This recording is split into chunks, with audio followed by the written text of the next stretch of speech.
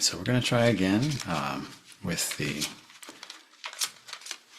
I'm not sure what to call it. I mean, it's going to be a GoFundMe here for some Maynard James Keenan based lyric tarot, but we're going to combine that with a few other decks that I have here just to see what's on the table and what comes out. So I've already kind of set the attention, we'll open up a portal for those in the collective and those in, a few in particular that maybe need to hear it, but of course if it doesn't fit, don't force it, find one that's fitting for you. We're getting Queen of Pentacles in reverse here, and Seven of Pentacles in reverse, and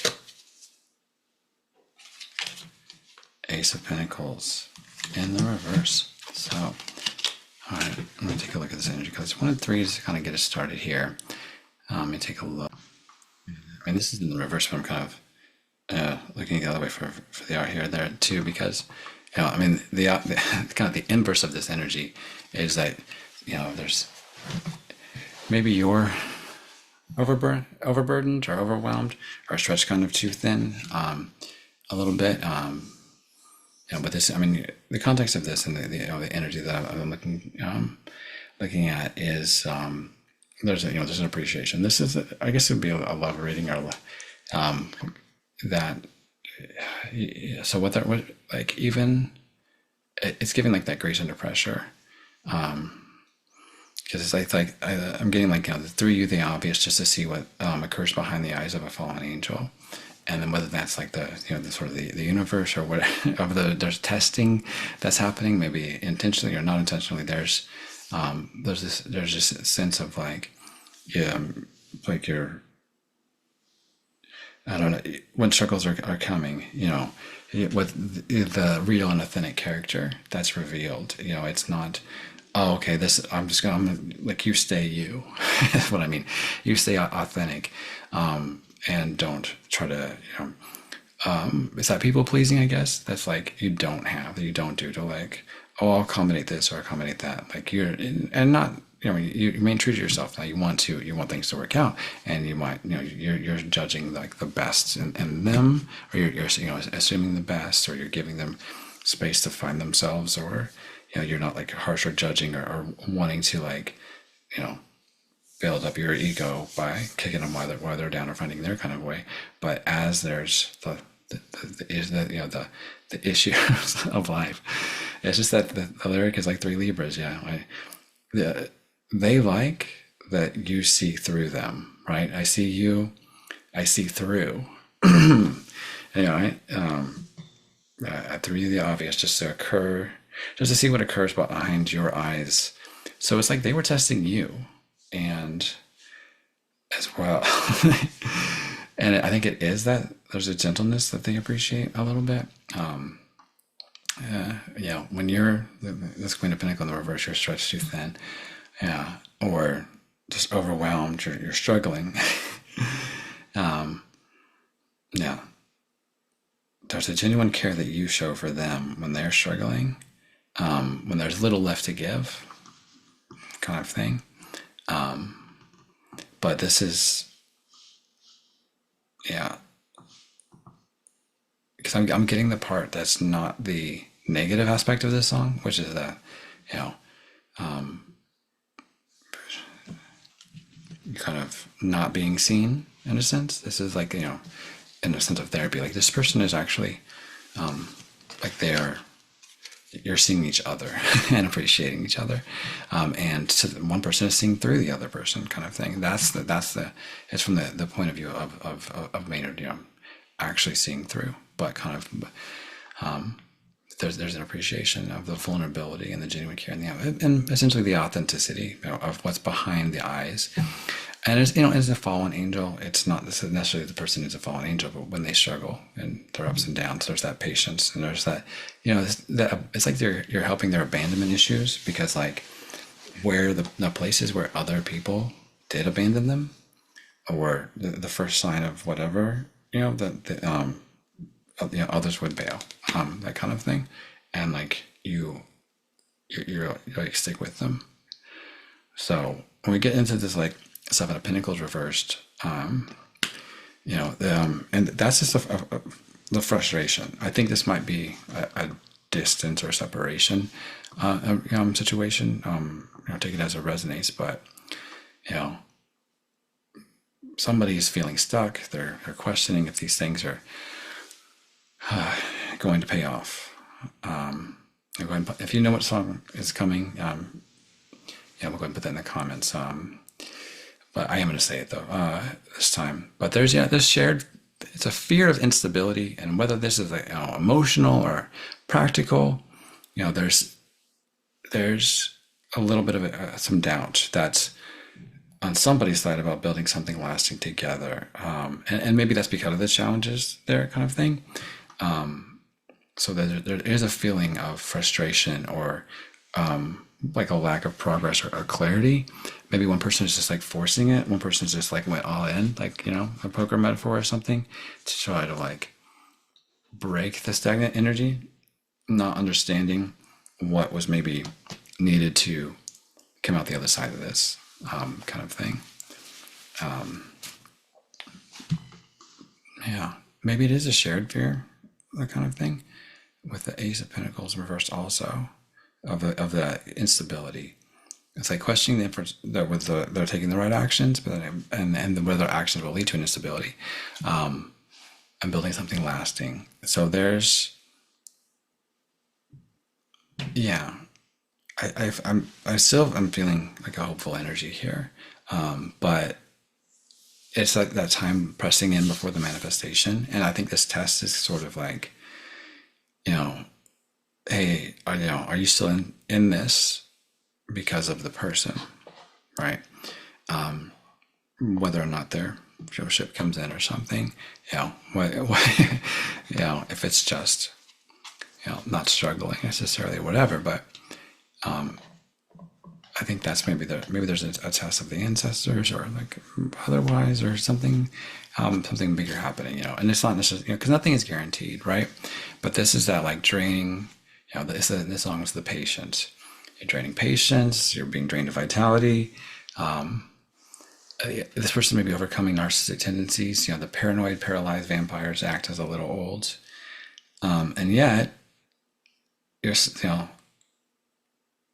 they see you as this so patient, giving blood, keeping the faith, that you're going to get connected to source, and you're going to be able to, because that's the narcissistic energy that is, has 1,000, backup people, and they're all various sources of supply. And in these relationships, because we all give and take a little bit, but like, this person would be, mostly taking, kind of thing, and not sewing back, or they're never, but this is not it's an act, right? This is just learned behaviors. It's part of the generational curse they're overcoming and learning to sow and to give back and to give blood themselves and to keep the faith in the manifestation, faith in like what. This is a divine partnership that's being orchestrated by powers greater than yourselves, and that it might be paralyzed, it might be a little stagnant there, and you're wondering if the energies are going to, if the energy is being wasted, and it's the message of just like, still right here, we're still trying, keeping the faith, it's it's that dark night of the soul. But that's where all of these like fault lines, like we talked about in the last one, are kind of being exposed so that there can be a stable foundation. We're filling the cracks of those the fault line. We're bringing California into the ocean and getting rid of the shadow selves, and that which was like going to come up later and like cause issues or cause selfishness, that ends up being that little secret stuff, where have we got it yet? That is 2024, and this is a line in the sand, and that which is done in the dark is revealed in the light. That which you do in secret, you will inadvertently end up shouting from the mountaintops, or somebody will. It's the secrecy is, so it's like the idea that like people are not signing up for some kind of half-hearted thing, that they're just going to like fuck the other portion over at the first sign of problem or whatever. Like, ancestors are not letting that through.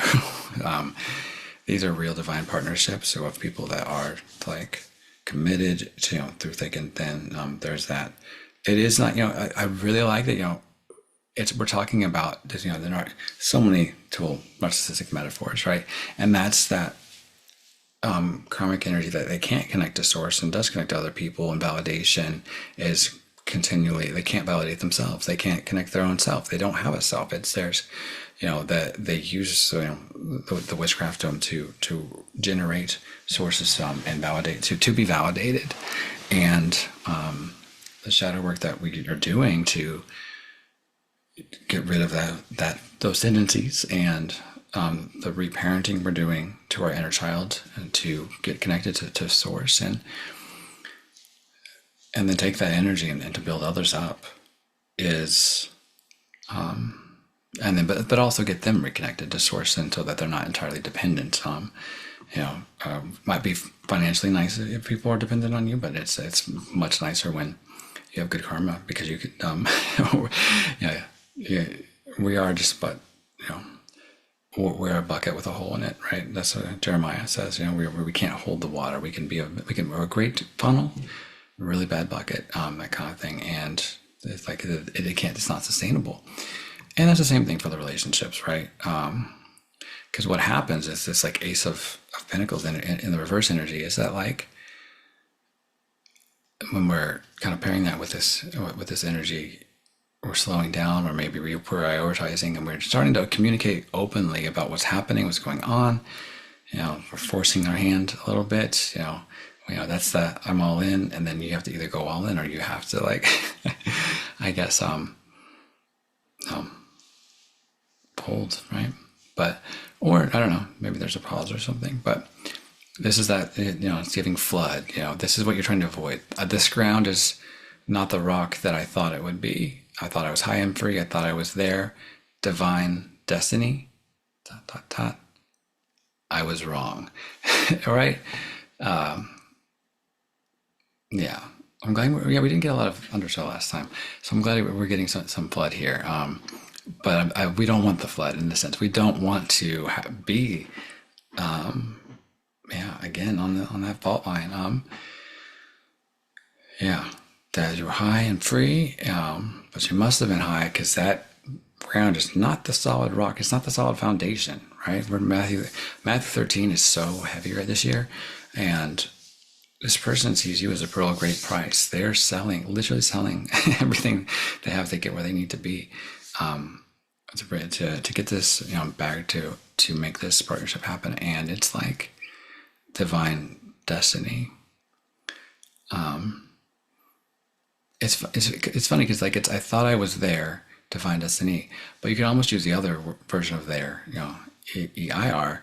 I thought I was there, divine destiny, and so it's there is that sort of like seeking the intuitive check, aligning with purpose and seeking, and maybe, what do you need to feel grounded and secure in a partnership, and articulating needs and compatibility, and because at the end of the day, there's this shared agreement and partnership that, like, you think the other person is so worthy of having their needs met continually, and being, and it's not like just like one person using witchcraft to make the other person do that while they do, while they like leave them,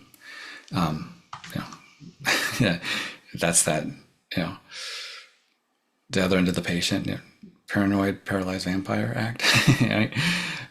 Continue giving blood, hoping to get blood back in return, and then you're just getting drained, and you're going white, and because you never get filled back up. And of course we're, and that's where the metaphor falls apart a little bit, because we're filling ourselves with source, but there's a relational filling of the cup too. That is, you can overgive and then not get filled and validate. That creates this cycle of invalidation and emptiness and brokenness in the heart, that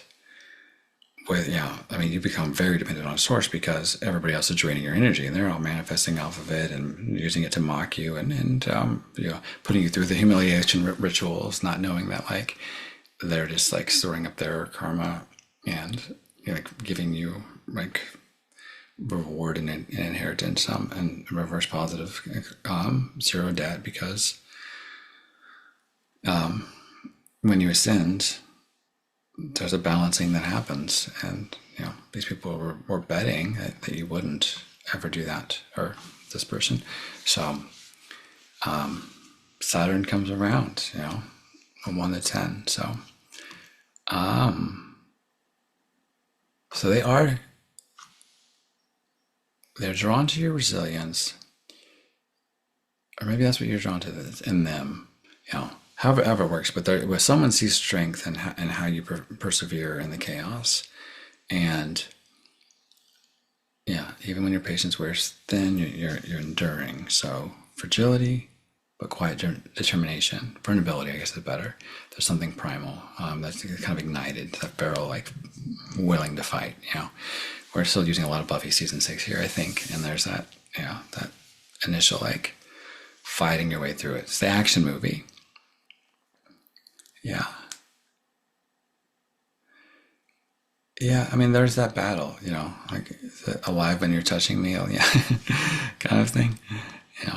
But there's a peace of mind that's coming through struggling with internally with our shadows. I think not necessarily what that is. The song is actually a picture of, but but I still see you in this Ace of Pentacles here, this energy of like, you may not fully recognize your own worth, even though you're really in touch with it. But it's that transition of seeing it in an egoic way versus seeing it in a spiritual way that I think that one of these parties is into. I'm probably just saying you because it's easier. It might very well be the other person. But this is what you're calling out and seeing in them, is helping them see their own worth and their own seed of something great that can be, it's either been planted or it's waiting to be. And, tending that garden, they're learning how to do that through you. There's such a nurturing brain energy here. Kind of we talked about last time. We won't revisit that, but, or maybe we'll see what comes next. But there is like, looking through infinite possibilities, right? Lateralis. There's so much more, and it beckons to me to look through these infinite possibilities, and that's the variation, right? The beyond, as below, so beyond and above, I imagine. Let's see. But infinite possibilities. The promise. These all came out in reverse, but this context is informed by imperfections. Love is a beautiful mess. Embrace its imperfections. The process, and maybe the struggles are on the front end here, just to even because of the testing. Because one of you has been in these with vampires before, and we're like getting the verification that the person is not that. We're not. We're not signing up for dark empaths to manipulate our energy away from us. And even if we are, like, our ancestors won't even let it happen. Like, it's there are so many blockages and like karmic things that's being taken on that it's just like, I wouldn't do that. That would be bad for you. That's like what you're like saying to them. But we have destiny, right? The reunion with your twin flame is a destined event. And I would use these, like, it could be soulmate, it may not be a twin flame. Twin flame is maybe how you got here, the catalyst or something, or the true one, maybe it is really two that are split. And that's the thing, is like, once they've both ascended, then there isn't betrayal, there is a loyalty and a commitment, and that the divine destiny of infinite possibility.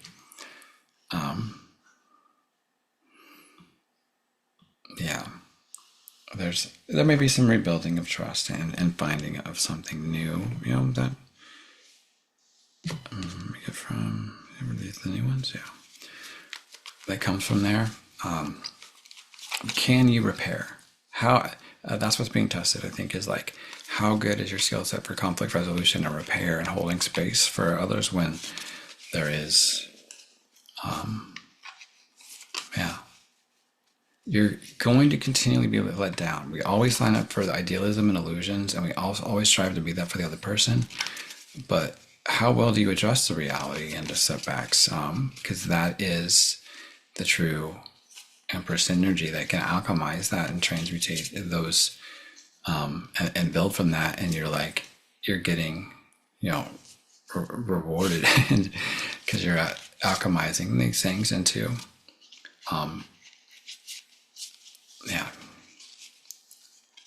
you're getting rewarded. You're helping the other person grow, and you're helping each other grow. And then that's where the longevity is, because this is how you don't outgrow each other.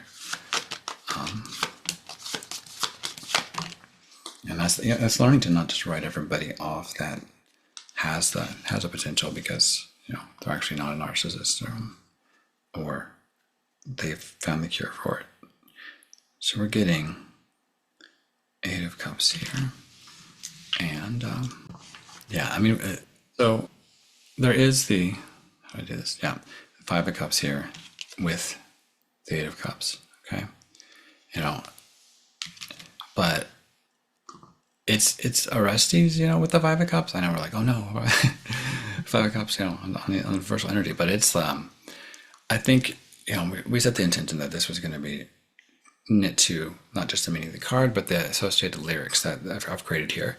And this is, I should give credit, there was, others were involved, spirit guides and ancestors, but it's one more medicated, peaceful moment. I don't want to feel this overwhelming hostility. I don't want to feel this and cut away and clear away. So that's what this energy is like. We're clearing away the disappointment and the loss and grief, and we're transmuting that into we barely remember 8 of Cups, barely remember parabola, who or what came before this. I'll link this. You may want to check out Ixie. Is a music teacher. I used to be a student. Hopefully we'll be again soon.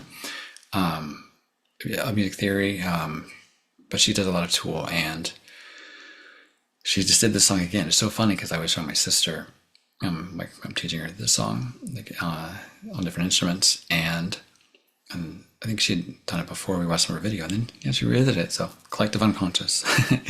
So we barely remember who or what came before us. All this pain is an illusion, and so it's like we clear away the grief and disappointment, and we push delete on it. And that's, in a Christian context, that's pleading the blood of Jesus over it. The sin is washed away white as snow. Whatever it is for you, however you're able to alchemize, and according to, what is serving you and helping you ascend. It's choosing to be here right now in the present moment, and barely remembering what came before it. That's that walking away.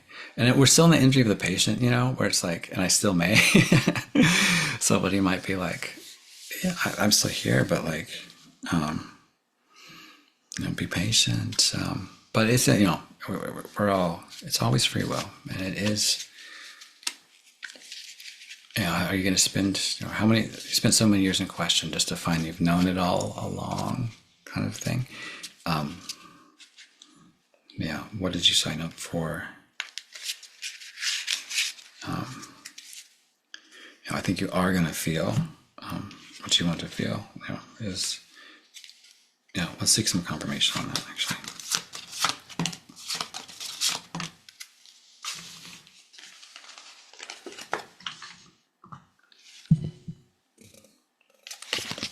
So we have the 3 of Cups in reverse and the 10 of Swords in reverse. So there's been a lot of rose lately, and maybe that's perhaps fitting for this type of reading, but it's they admire how you were able to distance yourself from shallow connections or unhealthy dynamics, or how you are prioritizing the authenticity from earlier, but depth as well. Because it's so no longer lay down, play dead, play doe in your headlights, locked down and terrified. I rose, I roared aloud. Here, I will, I am. I am, I will. No longer will I lay down and play dead. So there's we're no longer being the vampire fuel. We're no longer laying down playing dead. We're no longer being the doe in the headlights. We're valuing it's that Matthew 13, the pearl of great price. That if you find someone like this, and you're like, oh, you're committed to putting the effort in to, yeah. We did the Taylor Swift reading, and it was like clearing out the roster, kind of thing. Distancing yourself from shallow. It's making way. Cutting off the relationships of those who were, whatever, your handlers or the karmics or whatever it is, and you're creating space for the healthy dynamics, because you're prioritizing somebody with depth and authenticity. And this some person is like roaring, like this, and then what is it? Maybe symbolic, and it's the one person is roaring, the other one is learning to, that kind of thing. There is this like, because it feels biblical. It feels Song of Solomon, right? Where it's like leaping on. He calls her to leap on the mountains. It's really terrifying, and she's like injured by the end of it. But it's like it's her ascension. She looks just like him by the end of it, but it's like spirit been like coordinating the entire thing. But it is that. And she's brought into the king's chambers, and there's the romance, but then there's those who crucify her, strip away her veil. But in crucifying her, it actually takes away it connects her to the 5D. Her death is actually her resurrection, and it's without that, that's the God ordained method. There's not. People sell, just buy this and you'll get there. But it usually is a cross there. Your partner, is usually the cross that you get crucified on, and that's how we learn to detach from the outcome and turn the other cheek and but it's not. I'm not saying to sign up for abuse. It's not push it into anything like that. There's always misunderstanding and acts of mistreatment. We're never fully 100% seen or understood. But I feel like in the context of Solomon, it's not even the partner. It's the circumstances for them to come together that creates that. It's the watchmen that actually end up. It's her friends and family associates or whatever in the Song of Solomon are the ones who end up actually. Crucifying her, but then therefore removing the veil, and it's part of the beauty preparations of Esther before the king. It's part of that period of Daniel in the lion's den and praying 3 times a day and doing his little sage rituals and spiritual baths, as it were. Like it's. There's a progression towards taking back the land, but there's a labor, the Sermon on the Mount, fasting, giving, praying, that kind of thing. There's a dedication, and maybe they were playing dead for a little bit. That was part of the test, but it's funny because it's your dough in the headlights. It's. I don't know. It's a trust fall. I don't know. The deer's the lion now. But it is that Orestes, clear away, snip away this umbilical residue that's keeping me from killing you and pulling you down with me here, because this person doesn't want to be a drain on you, and the umbilical residue that's keeping me. And so there is the cutting the ties, the karmic ties. There's overcoming these other relationships in order to get where they need to be. Level of hell they had to dig themselves out of, what strange dimension they woke up in that they had to climb their way through and timeline jump to get you to yours. It's not letting those past wounds define who they are. She's not the Shulamite's just saying like, oh yeah, have fun on the mountains, busy today, I'll come back. No, this is like doing the shadow work again, clearing out the umbilical residue. It's more like it is the reparenting, but it's the man must live his father and mother's house and be joined and one become one kind of thing. It's to mix some, made a little Jesus there. But it's because if it would just pull you down, and we're trying to ascend, and so that's part of maybe the timing thing there. But like it's like, wow, you overcome this betrayal, you overcome they beat you in the street, and these difficult endings, and you're not bitter, you're just resilient, and you're just like, yeah, that was great, But like you've healed, or they've healed, and they might have healed, however it is. But it's withdrawing from those empty celebrations of the Three in Cups. And you're on the path of self-healing and transformation. Ten of Swords reversed. It's the hard-won wisdom. Those battle scars are what qualify them in this partnership and for this divine destiny. And we're entering a time where those who are that grand redistribution or whatever it is, it's like a lot of them have scars. It's not just the inheritance. It is the butterfly. They had to fight their way against that cocoon.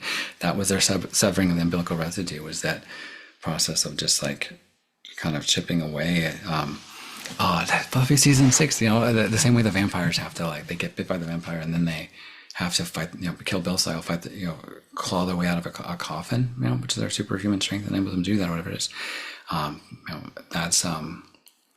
That's their cocoon that they had to like come out of, or the egg. But it's the rebirth. It's the phoenix, and coming forth on the other side, transformed, ascended, and going through the self-healing. But like in Buffy season 6, again, there was the calling back in of the soul fragments. It was, the promised land. You had to go and reclaim the land, take back the land. That was someone really important to me that shared that revelation, that there is sacrifice required to take back the land here. That love may come with sacrifices. Evaluate what you're willing to give up, counting the cost before you buy the field and energy. That's so much of the themes of Buffy is that element of sacrifice. It's that element of you actually have to, the one gives, greater the needs of the many, but coming out the other side of the sacrifice, with the resurrection and the reward. Even though it seemed to be completely selfless, it was for the greater good of all. Yeah, there's that peace of mind that they end up trading it for. What they went through. So, this was from the Maynard James Keenan set that I'm putting together. If you are interested in that, please do comment below. There'll be a GoFundMe at some point for that interest. Also looking for artists and others to contribute to that as it's fleshed out and created. If you have suggestions, taking those as well. Please like, comment, and subscribe. We'll see you there next time.